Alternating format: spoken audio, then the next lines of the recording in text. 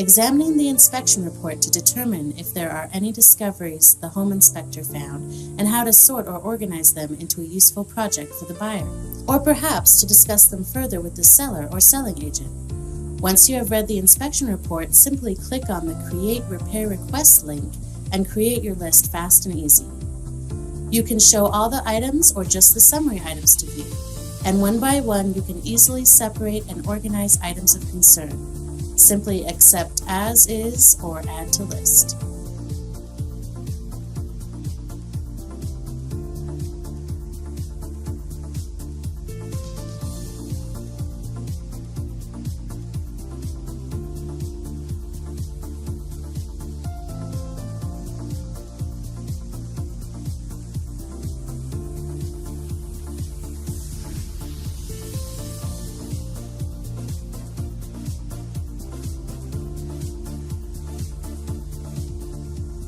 When you finish, click to create the list you made from the inspection report and save it to your computer or send it to anyone you desire, such as the seller or general contractor for estimates.